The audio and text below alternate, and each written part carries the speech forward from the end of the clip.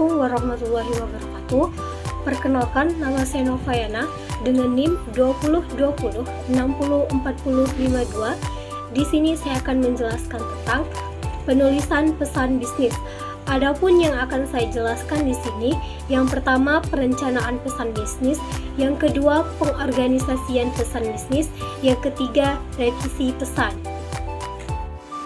Baiklah, yang pertama perencanaan pesan bisnis. 1. Pengertian perencanaan pesan bisnis. Perencanaan adalah suatu kegiatan yang dilakukan untuk mempersiapkan segala sesuatu dengan sebaik-baiknya. Perencanaan bisnis ini diharapkan dapat menjawab berbagai pertanyaan, seperti apa, bagaimana, siapa, mengapa, dan kapan. Yang kedua, tahapan perencanaan pesan bisnis.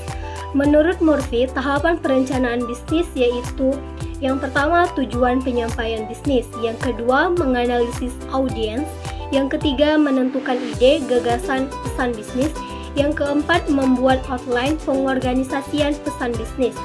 3.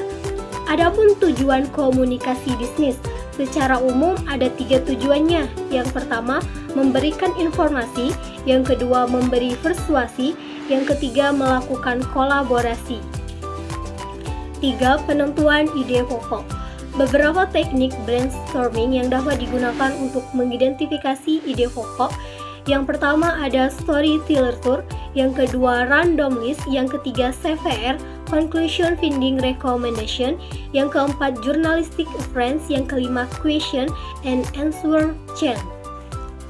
4. Seleksi saluran dan media. Pada umumnya, penyampaian pesan bisnis dapat dilakukan secara lisan maupun tulisan.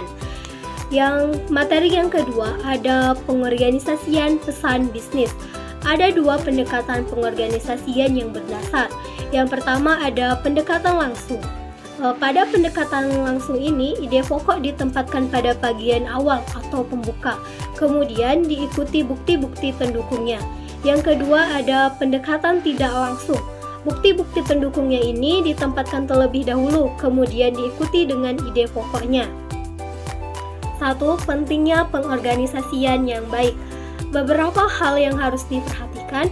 Yang pertama itu subjek dan tujuan penyampaian pesan haruslah jelas.